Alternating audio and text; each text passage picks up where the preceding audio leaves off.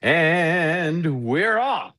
If you hate budgeting, then I want you to stick around because this is for you. If you're 18-year-old and 18 years old and you want to be a millionaire or multimillionaire by the time you are 60 or by the time you retire, you don't want to retire broke, then stick around because this is for you. I'm going to be talking about budgeting today, and I know it's a sore subject and nobody likes it. And I know there's a million other people on YouTube today that are talking about budgeting and how to do it and how to get it started. And gosh, there's forums out the wazoo to tell you how to run this thing. Honestly, I don't really like budgets. I thought I did at first when I started getting into finance and stuff, but as the years went by, I was like, man, I really don't like budgets that much. However, I like what budgets do for me, so I still do a budget, even after many, many years of growing wealth. So, what I'm going to talk to you today about and help you understand a little bit more of is how to build wealth and the significance of using a budget.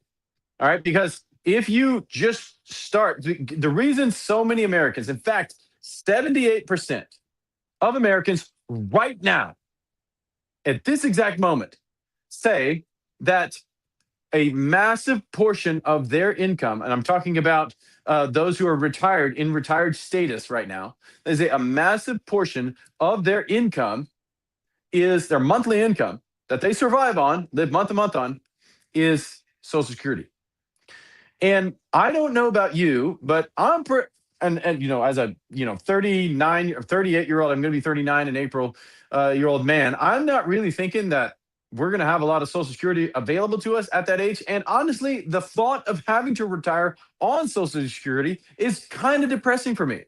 And so if I don't want to be in that reality, and I am young, like I hope many of you are right now, um, then I want to be able to figure out how I can be my own retirement, how I can build my own retirement. And so many people I hear say, well, you have to invest, and you have to invest long term, and you have to build a whole bunch of wealth over many, many years. Well, yes, that is all true, but how much money do you actually have to invest? And that question is answered by how young you are. How many years you have to be in the market is the number one factor that determines how much you have to invest over time. And so I don't have any products to sell you for that. I don't have any investments to give you. I'm simply a guy who has built wealth over years. It's taken to be about 18, 20 years to get where I am today. And I've worked to build multi-million-dollar status, but using the plain old grandmas and grandpas and God's way of handling money. And so that's what I talk about on this channel. I share those information to you freely. It's been given to me freely. I'm giving that to you. But I do want to point out some really, really important facts. 25% of Americans today, young people today, say that they think Social Security is going to be a main source of income when they turn 67 or whatever. Maybe they're going to turn it to 85 by the time we get old enough to retire. Who knows? They keep edging it up. It used to be 50, it used to be 55, 50. Then it got to 60. Then it was 59 and a half for a little while. And then it got to 60. And now it's 67 already. Maybe it's going to be 89 by the time I get there.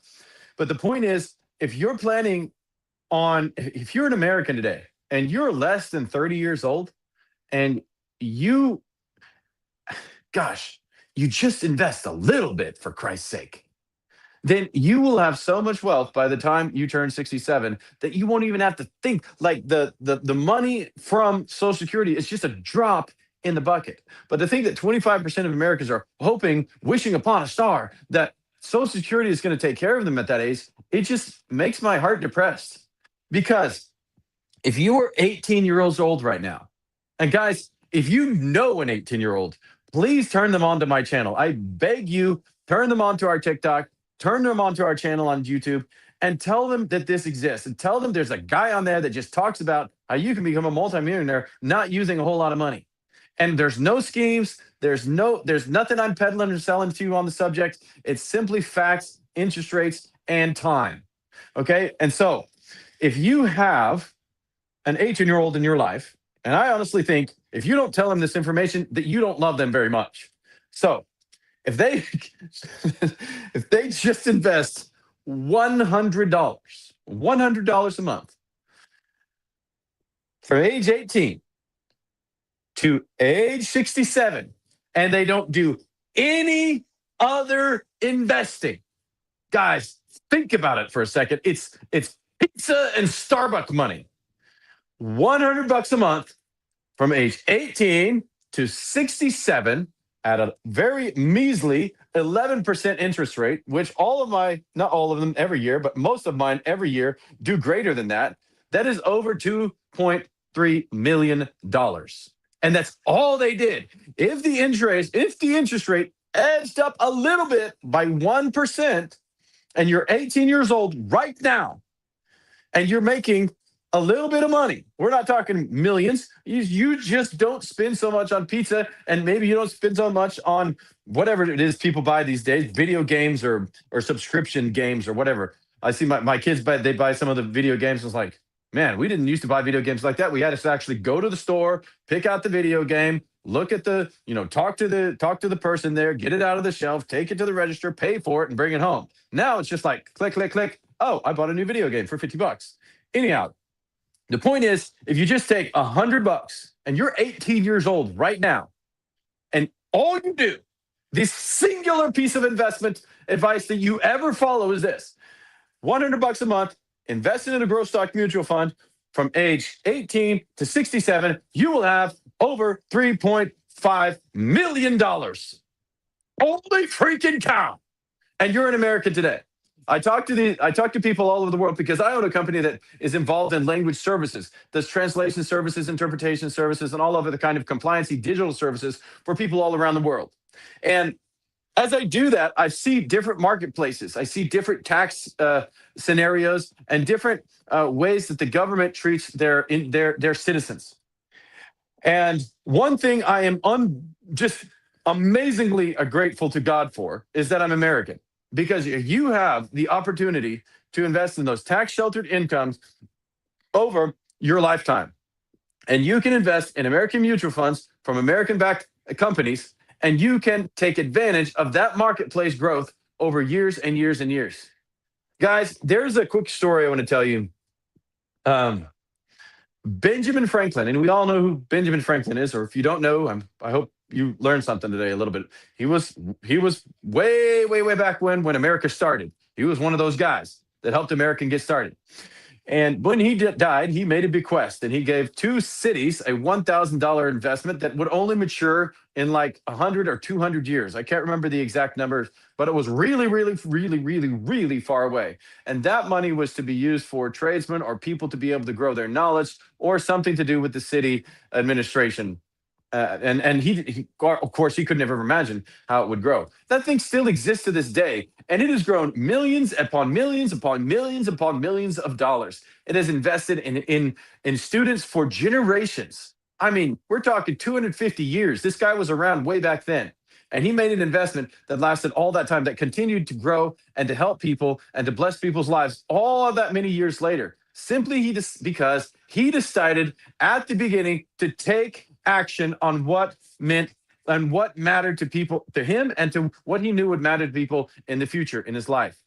And so what I'm trying to help you understand is that if you set your life up the way that your budget allows you to invest just a little bit, especially the earlier the better, then you don't have to invest $5,000 a month or $20,000 a year to be able to retire wealthy, to have a house paid off, and to be able to leave an inheritance to your children's children. You don't. You simply have to be able to be in a place where you can invest a very consistent, even though small amount of money over the lifetime of your investment to be able to have a multi-million-dollar net worth. And if you're in America today, I think, honestly, to me, it would be a shame for any American if after you heard this message and who can actually go out and get work to not take advantage of the things that we have available to us in order to be and in order to build your own personal wealth and the wealth for your family. Now, guys, I'm getting a little concerned right now because my camera right there, I forgot to plug it in. So I'm actually going to have to stand up in the middle of this YouTube stream and go plug that camera in so that I don't have a battery failure. But the good thing is I have a camera or a charger right here. So, guys, I just want to help you understand that there's a lot you can do and that you don't have to feel helpless, and you don't have to feel like it's building wealth isn't for you. And that's just impossible for you because people like us can't build wealth. Well, I'm just a poor guy. I was just a poor guy, was from a small town in South Texas who didn't start with a lot. In fact, I started with basically nothing. But I was able to scale to multi-million dollar net worth simply because I followed a set of principles over time. Karina, is everything still looking okay on the video, or did I mess it up when I made that connection? Please let me know. Karina is my trusty team member behind the scenes, making sure we're staying online and looking decent. Karina, let me know, Looks good. and we'll continue. Okay, thank you very much. So, what am I going to talk about today? What I want to talk about today is budgets for people who don't like budgets. Now, listen, the whole point of the budget look, for me, the whole point of this, the whole point to have any budget at all is so that you can put yourself in a position to where you consistently can do the right thing over many, many years so that wealth can be built in your life. You allow yourself to build wealth. Remember, that 18-year-old, all they need is $100 invested per month over their lifetime to be able to get to multi-million dollar net worth. It's 3.5 million at 67. But do you know what that money is? That's worth at, say, 85. You want just anybody can guess? I don't know. I can't make that I can't make that sorry. I can't make that guess without doing a calculation. But if you oh man, this blows my freaking mind. If you're 18 and all you ever do from age 18 to 85 is invest $100 in a growth stock mutual fund, that makes 12% over the lifetime average return. You have $30 million off of $100 a month. So, guys, if you are an American today, and if you know an 18-year-old, please send them to this channel so that I can help them and remind them and encourage them to do this. Because wouldn't it have been amazing if somebody in your family did that for you? It would have been amazing for me. I would have loved it. I would have felt they hung the moon, and I would have respected them forever.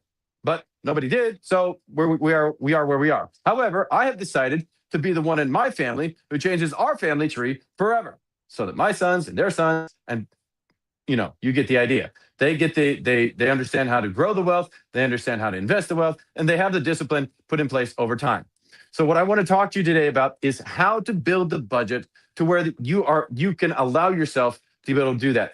And it's simple and it's easy and there's nothing complicated. You can find all the information how to do this online, but a lot of people have trouble with this. They struggle with this and they're afraid of this and they think it's restricting and they think it's just boring. But my gosh, guys, if you end up with $30 million because you just started doing this and you did it over your lifetime, month after month after month, you just checked in with yourself and made sure you were on a plan that worked, then you'll be thanking your grandkids will be thanking you for generations to come because great uncle Billy, he decided to stop being dumb and spending all the money he's got, instead make a $100 or $200 investment from age 18 to age 85. And it just grew. And it just grew on compound interest over the lifetime of the investment. Guys, this is so important. I don't even know how to stress the importance of it more than that. Like, if you can't feel the intensity of how important that is because of how the opportunity that it creates for everyone in your life, then I don't know, man. Your meter for feeling stuff is broken.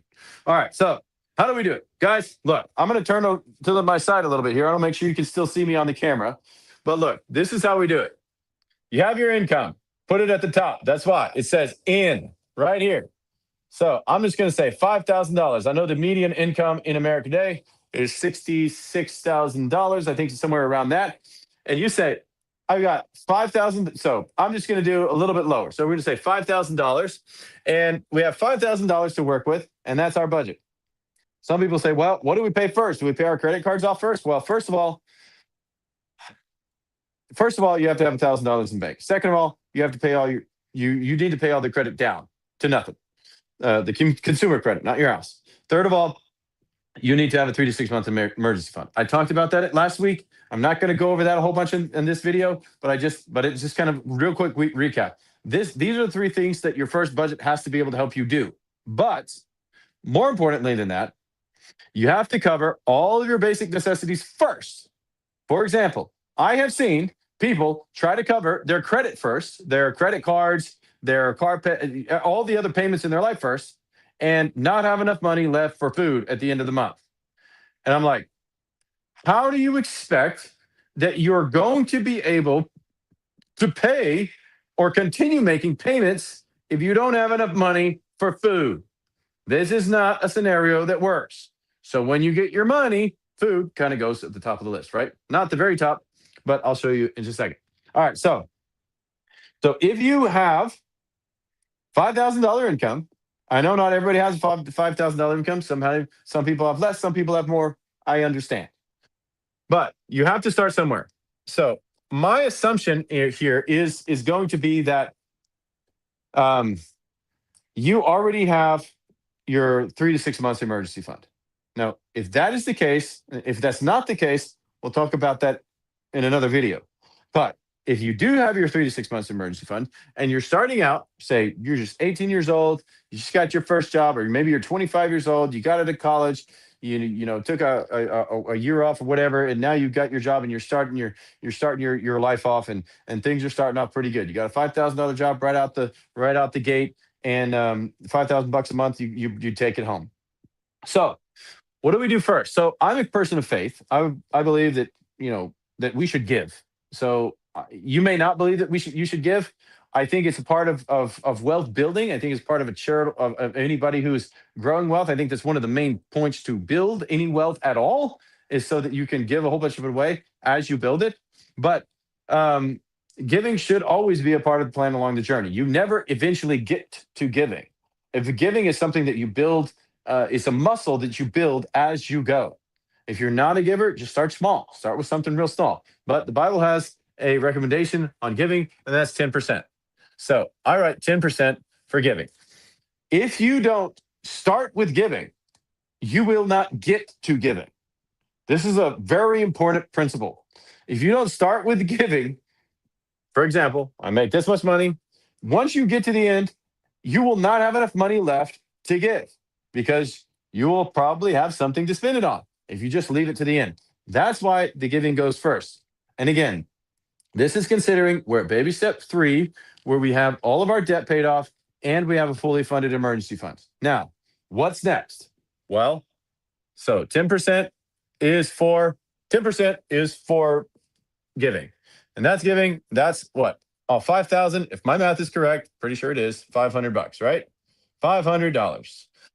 All right, the next thing, we cover all of our basic necessities. We cover all of our household expenses, basic necessities, the things that we have to live. Now, remember, if you're in this step, it means you don't have a car payment. And you're like, I can't live without a car payment. I lease a car. Did you know leasing a car is one of the most expensive ways to operate a vehicle? I hope that's not you, but if it is you, I really hope you reconsider your leasing situation.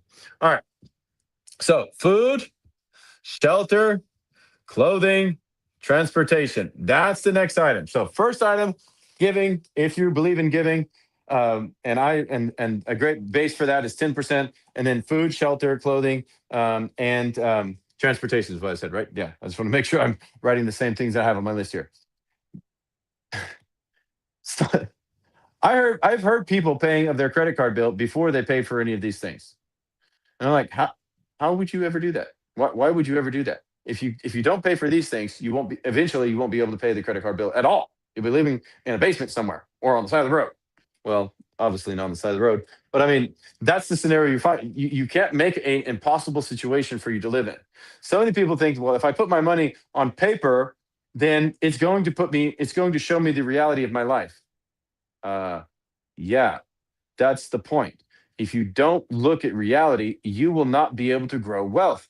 And if you just hide your head in the sand from what reality is in your life, then you will not be able to fix it.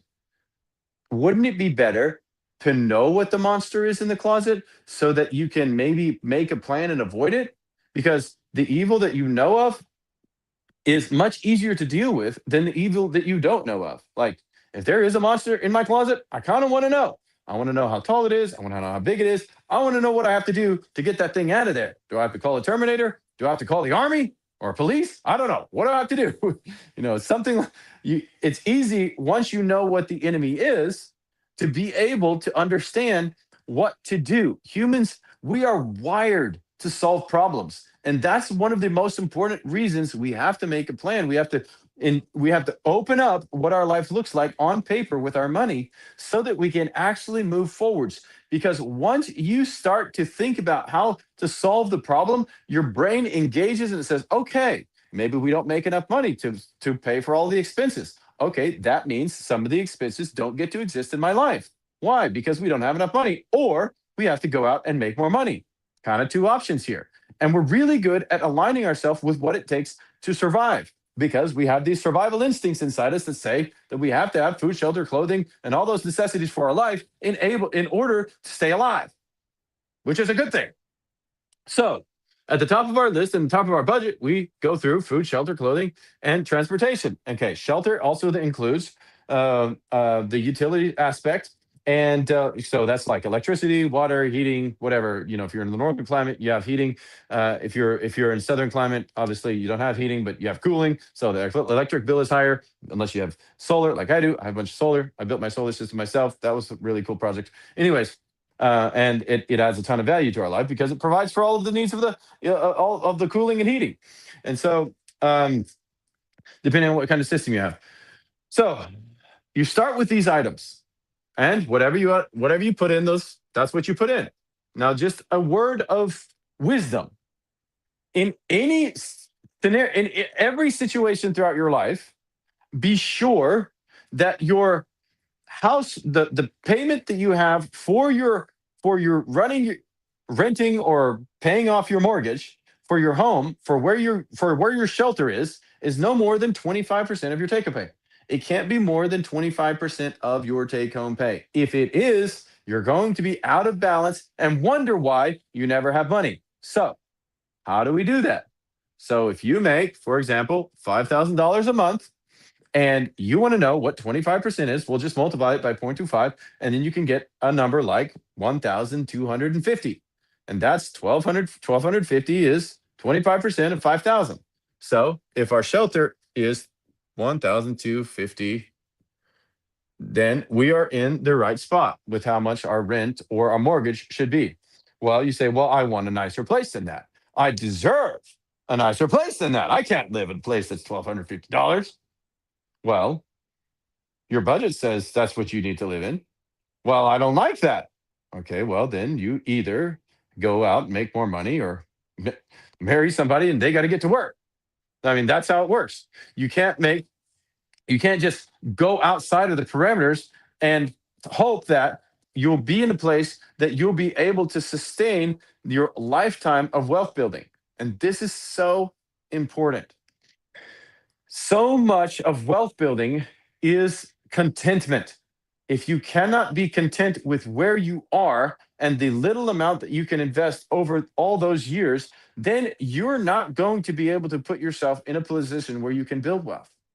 And my whole point is that you get in that position to where you can build wealth. But if you're out of balance with how much your shelter costs, I'm going to write it on the board here so you can see it, 25%.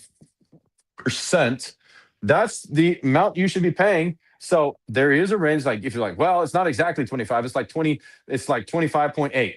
Okay, it's fine. If it's 27, okay, fine. If it's 30, you're kind of getting out of the range there. You're probably going to be a little tight some months. Okay. So you have to understand these parameters about money and about money flow as they run through your household. Because if you overbalance yourself with your shelter, you won't have enough money left over for food or transportation. Because obviously, over time, we're going to need a new car. How are we going to be able to get the new car if we don't have any money left over at the end of the month because we spend all our money on our rent every month? That's going to kind of suck. So what do? We find a place that's not that. I mean, that fits our budget. And what fits your budget and what fits my budget, by the way, is no more than 25%. What? Yeah, no more than 25% of my take home pay is what I would either spend on a mortgage or what I would spend on rent. Um, well, that's impossible. Well, no, it's possible. You have to be creative and you have to figure out a way to make it work, just like I did before I was able to build our own home debt free. So now I don't have any mortgage on our home because I completely paid it off. In fact, I built the thing. I built a home. I built two homes in my lifetime, and they're both paid off. And so the point is that you start with your budget because this budget allows you to create a structure that causes you to be able to invest for your lifetime, even if it's a small amount. And obviously, the faster we can get out of debt, the more we can invest and do more of the things that we like.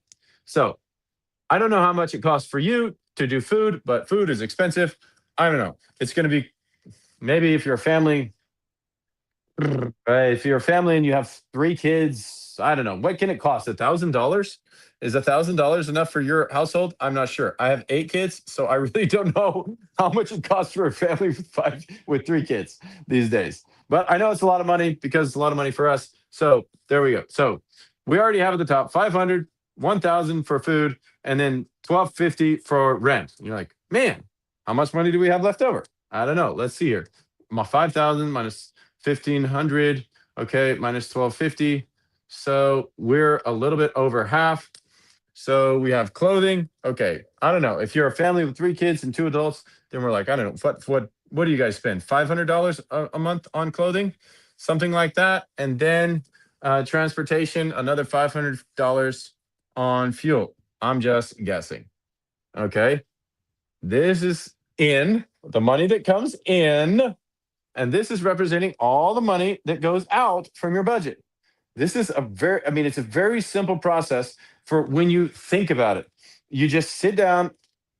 Just, guys, there's so many crazy apps out there that you can use. But if you just want to figure out your money and start to control it, you can just sit down with a piece of paper or even a whiteboard like I have here and start to figure out, okay, this is how much money comes in. This is how much money goes out in my life. And these are the things that have to come first. Again, giving comes first for me because I believe in giving. And then food, shelter, clothing, transportation, those things are all next in the order of priority. And now we have a chunk of money left over. So what are we going to do with that money? Okay, now we have to spend money on other things like somebody wants to go out to eat. So we need some entertainment. And so we have an entertainment budget. Yeah, you actually budget money for entertainment. And you know what? Entertainment is a heck of a lot more fun when you know you've got the money for it. When you actually go to the restaurant with your friends and you have to spend $250, you don't feel bad because you actually have the money on your budget. It's there. And you know that there's an envelope, or maybe you have maybe it's on your Cash App or whatever, that you say, all right, I've got $500 a month that I've planned that I will spend this month going on doing entertainment. Maybe I'm going to go to the movies. Maybe we're going to have a pizza night with the guys. Maybe we're going to go on a really, to a nice restaurant. We're going to go to that Brazilian steakhouse over there with our significant other, fiance, whatever, and we're going to go spend a bunch of money. Well, if I have $500 in my entertainment fund, I can go do that, and I don't feel guilty about it. And that's one of the things that I would always feel like, if I would be like, oh man, I don't know if there's enough money to go do this, and I kind of feel guilty for spending it. But when I write it down and I say, hey, I've got the money and I'm going to spend this on this thing that each month, because it's part of my plan. It allows me, and I can still do my investing. I can still pay off my house. I can still pay all of my bills. And this is a part of my life. So it allows me to have that freedom to breathe a little bit easier and to feel like that I'm not some kind of a convict of my own finances. And I can actually just go spend the money. And it's okay because it's planned. And I know that the money is allocated for everything else as well. The point is not to restrict yourself. The point is with the budget to make sure that you give yourself permission to spend money where you got to spend it and where I got to spend it.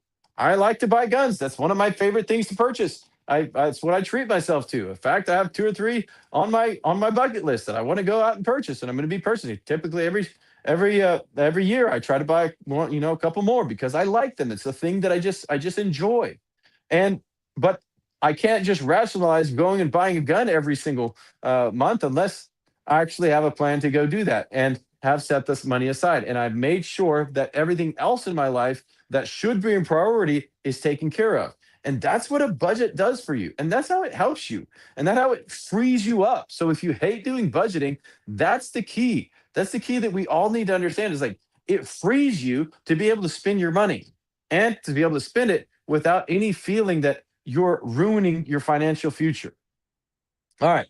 So you can go through all the so all the food, shelter, to entertainment, utilities. That goes into the section around. I'm sorry. There's a separate section for utilities.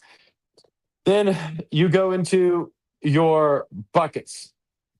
And okay, so investing is always there. Investing is always in our budget. So depending on where you are, um, if if we just say okay, so you make the $5,000. $750 is 15% of that. So if you're already in stage three, or you've already passed through the first three steps, and you make an income of $5,000, then $750 is 15% of that. So we invest 15% in retirement. That's what you know you need to start with. Whatever stage you are in life, whatever age, rather, you are in life, you start with 15%. Well, why isn't that a number? It's not a number because if you try to start with 30% because you're older, then you're going to throw the budget off balance. You won't have enough money to pay either your mortgage or pay off your home early and to do all the other things that you have to do on your budget and keep your system working.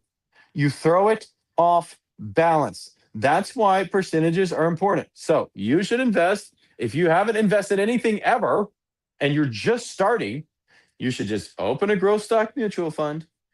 A growth stock mutual fund is like a bucket that a whole bunch of companies have put their stocks into. And you say, hey, I like what's in that bucket. And you put your money in there and you buy a piece of the stocks of all those companies that are in there. And if one of them goes bankrupt, you're okay because there's 100 other companies in there that didn't go bankrupt, and you can continue, and your invested money carries on. That's how mutual funds work. I'm not going to get into all that right now, but that's just the main idea. And that's the thing you're going to put your money in so that you can grow it long term. I have multiple mutual funds, different types of investing, different types of vehicles, and they grow year over year. I think I checked last year, I saw a rate of like 16%. You're like, what? You can't get 16%. Well, I did. Well, how do you do it? You work with a financial advisor who helps you do that.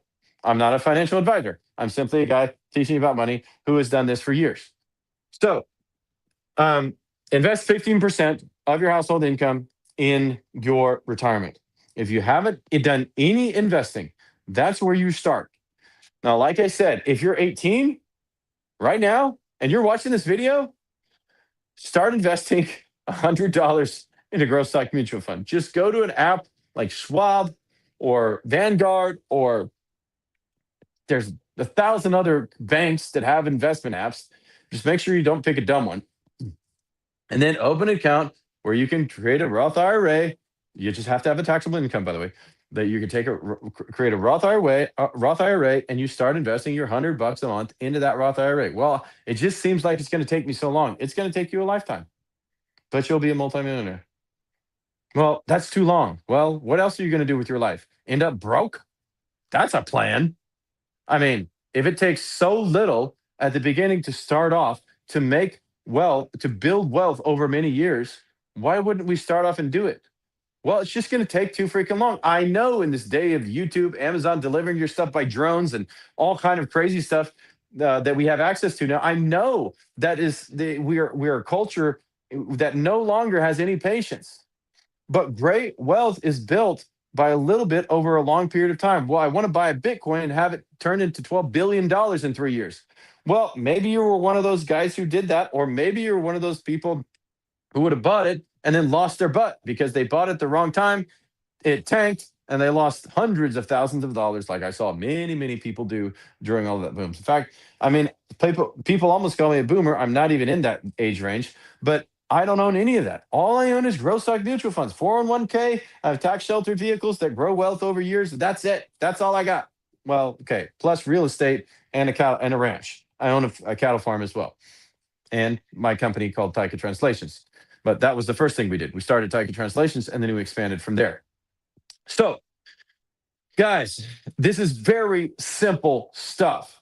And the reason you do a budget is to give yourself freedom to spend, especially if you're a free spirit type person.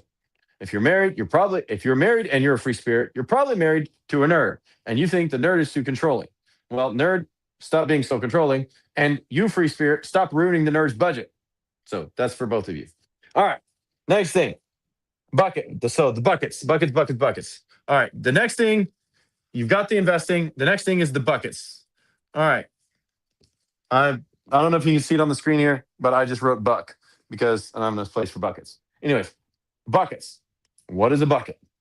Well, you probably want to go on a vacation. There's a bucket. Sorry, that was a weird looking bucket. Let me scratch that. There's a bucket. Then you're going to need some money in that bucket, right? Probably going to want a new car. There's a bucket. You're going to need some money in that bucket. Probably going to want, I don't know, a new tractor. I own a ranch. I like tractors. I want a new tractor sometimes. Probably going to want a new tractor. Probably going to want, maybe you're going to want to buy another piece of land. I like land. I like buying land. I want to buy more land. I want to buy a piece of land in Tennessee before long. Probably going to need to save some money for that. Depending on where you are in your life, this is how you save money to get what those big items in the future that you want. You set up your budget, make sure you're not out of balance. Sorry, I'm pointing at you with this pen.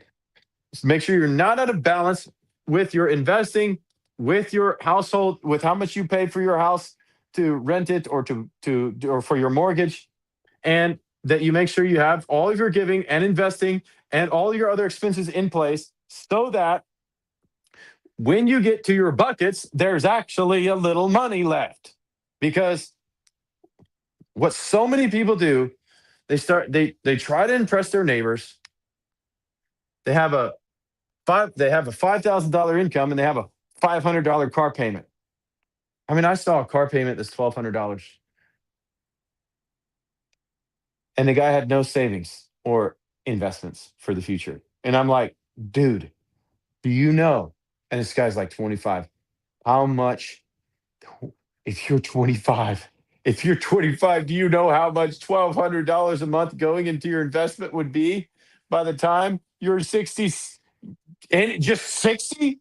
Let me do this calculation for you. 25 years old, if you turn 60 years old, at 60 years old, you have zero in investment and you're 25 years old and you put $1,200. Oh my gosh, what a terrible car payment. You have $7.7 million. I hope you like the car because that car just took $7 million of positive wealth equity that you could have in your life to change your family tree forever. But you had a car payment of $1,200 at 25. Now, come on, guys. We got to stop doing this. America is smarter than that. Donald Golf, I appreciate that. I don't know what the nature of that is, but I could definitely talk about that question if you wanted to. Just go us a little bit further. Yeah, and honestly, you could DM me if you don't feel comfortable on the online session. You feel free to DM me, and I will absolutely get back to you in the chat. Okay. So I don't want to. I just don't want you to share anything that you wouldn't want to share on the public feed there. So yeah, feel free to DM me. I will get back to you on the answer to that question. Okay, we can talk about it. So guys, so we start to put the money in the bucket. Now you're like, well, we only got a certain amount of money. So say we have $500 a month left for the buckets. So $500 a month, $500. And we have that money left to go in these buckets. Well, the question is, when do we need what?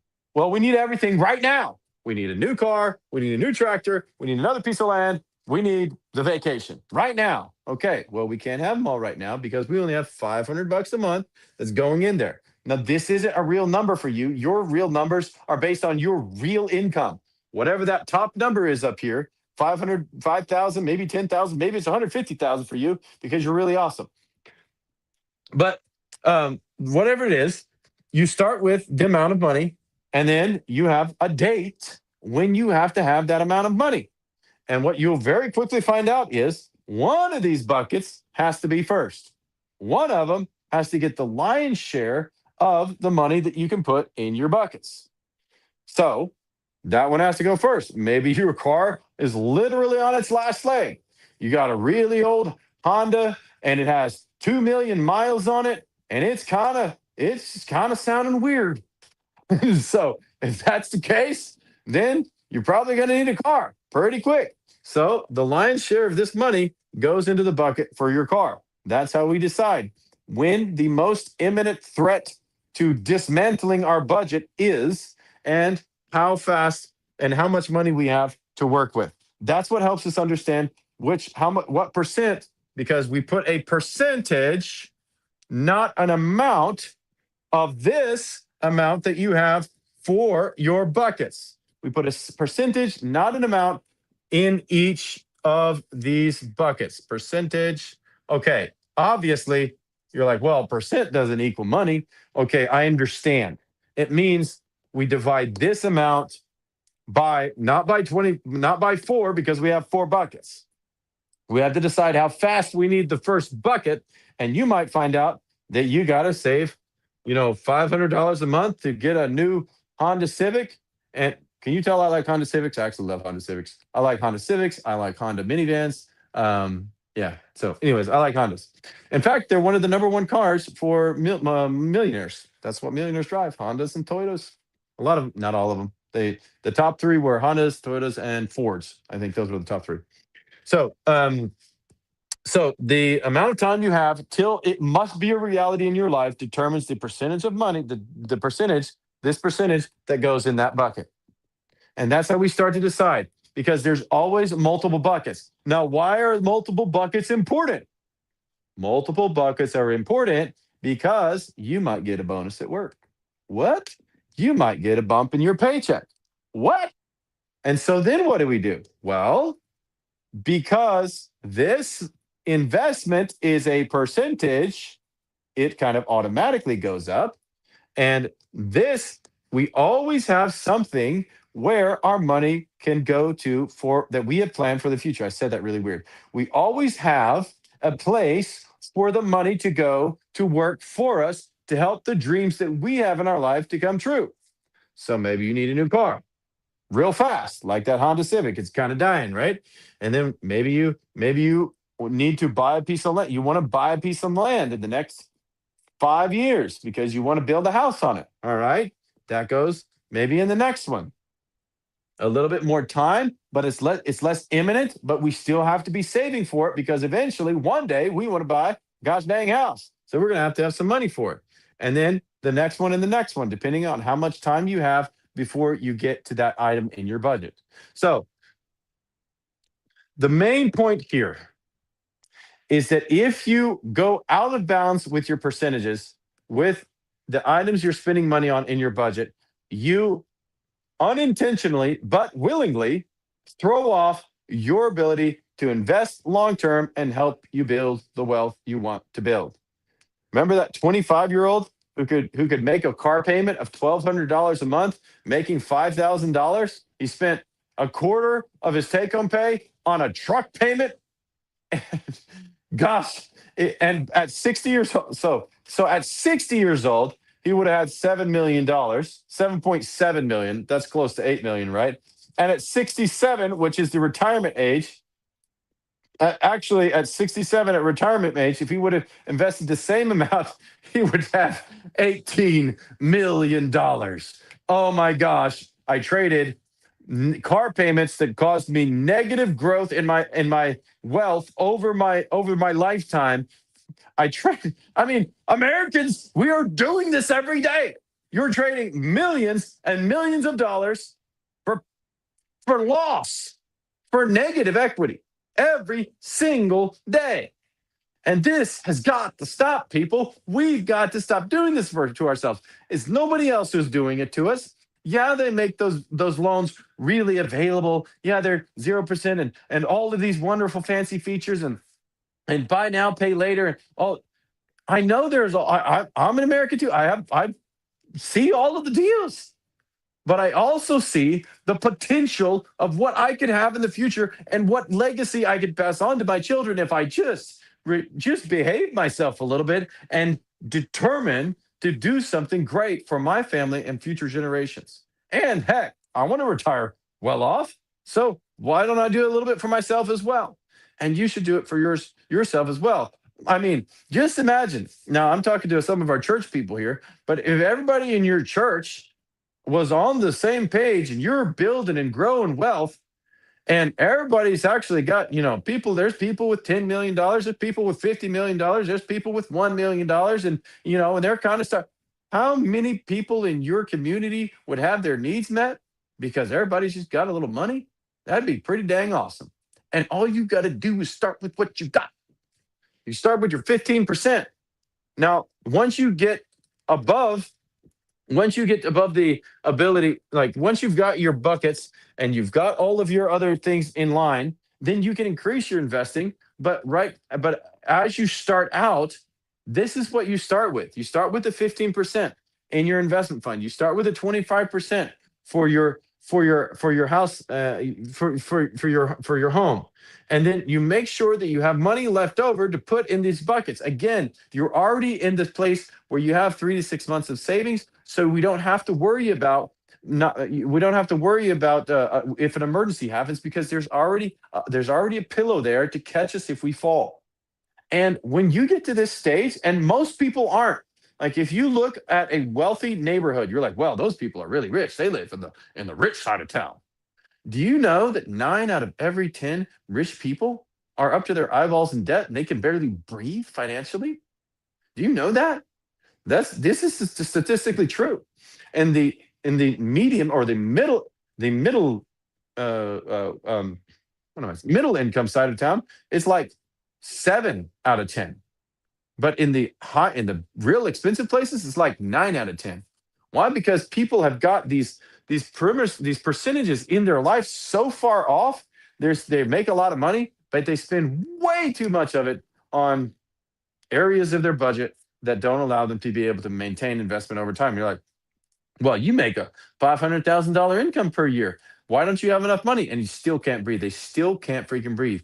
You walk down the, there's in one room, there's somebody who's making $500,000 per year and he can't breathe and he's about to get a divorce on a verge of divorce because they can't make all their payments. 2 doors down, there's another couple, just a couple of school teachers, and they've just been working hard over their a lifetime and they've made, 50, $60,000 a year throughout their whole life. And they've just invested 15% from the very get-go. They got married young, maybe, and they started investing right away. And they just put $500 in since they were, 20, let's see, even say they didn't start right away, but they started at maybe 22 and they started putting $500 a month in.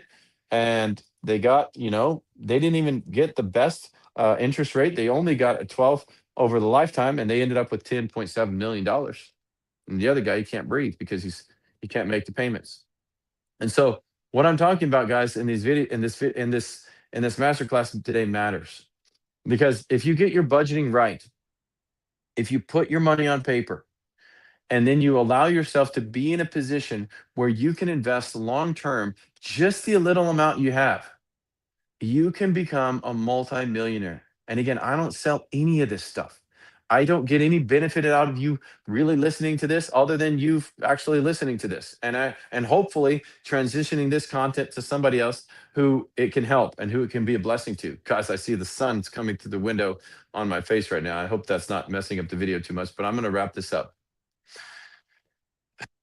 I said it throughout the video a couple times, but you and I in America today, we have the potential to create wealth with a very small amount of money if we just be a little bit intentional. And if we do that, just imagine if somebody would have done it for you. Just imagine if your grandfather would have had the wisdom and the desire to do it for you, and he did it. And they left a massive estate to your parents, and then they grew that estate, and they had the character and wisdom to grow that estate, and they passed that on to you, and you had their character and wisdom to grow it. Simply because you lived on less than you make, you invested over your lifetime, and you were simply you lived on a plan that worked. In a few generations, your family could change the world. And of that's the power of compound interest over generations. And so that's what I'm doing for my family. And I hope, and I'm sharing this with you so that you can do it for yours. And I hope you do it. So, guys, I would very much welcome any questions that you have. And if you do have them, please send them in the chat. Please drop them in the comment section below. Like the video, subscribe to the channel. Ask me any questions you want about different scenarios that you've got going on in your life, about the budgeting side of things, about how to work on what size of budget you've got, or how to make the correct allocations in different areas maybe that I didn't mention during the video today. And I'd be happy to continue to carry on this conversation and just to help you to get better and better and better at building your finances, guys. And I'm with you for the long haul. I do these videos every single week, sometimes multiple videos a week on different platforms, and I'm with you for the long haul. I'm not here just to tell you this one video and be gone.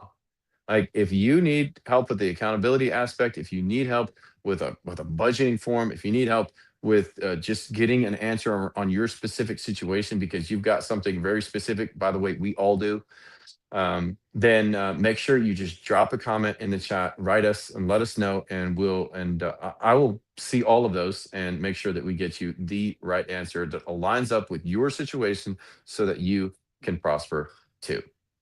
I hope the Lord richly blesses you, and that you shared this with somebody who needs it. If you didn't need it and you're already on your way, that you actually shared it with somebody who does need it and who can really benefit from it. Because so many people don't realize what the potential is, even at a very young age, how big of a difference that makes through the lifetime of investing that you have available to you.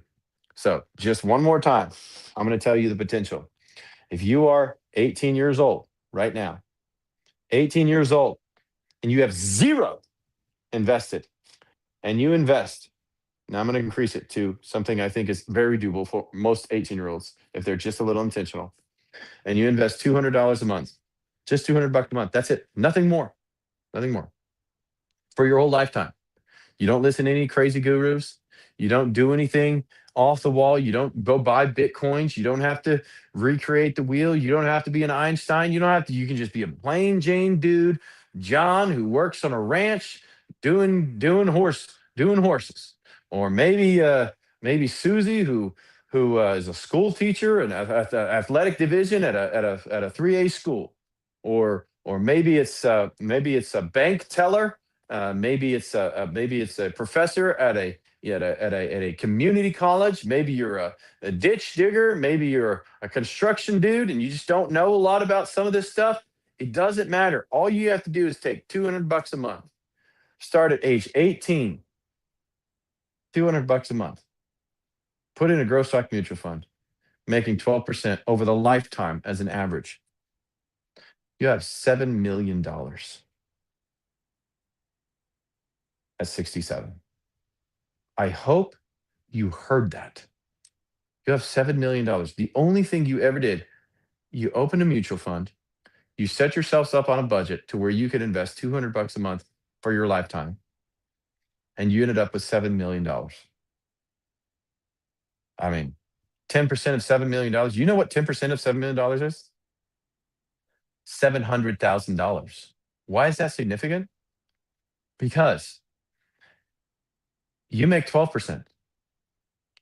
At 67, you can start taking money out of here, no problem. You have $7 million, tax-free money. $7 million creates $700,000 of income per year. You know how hard it is for somebody who's worked every year making $50,000 to $60,000 to spend $700,000 a year for the rest of their life. You could, from age 67, you could spend $700,000 every single year for the rest of your life, and the balance would continue growing. What? Yeah. So I hope this video hit home with somebody. I hope it changed somebody's family tree. If it does, give me a like, give me a follow, like the live if you haven't done so already. Follow the channel and help. Let me be part of your journey and just help you to continue to actually implement this into your life and make it work. Because that's why I do these videos. All right, guys, that's all I got for today. If you got any questions, drop them in the comments, and I will see you in the next live. All right, Karina, you can take us down.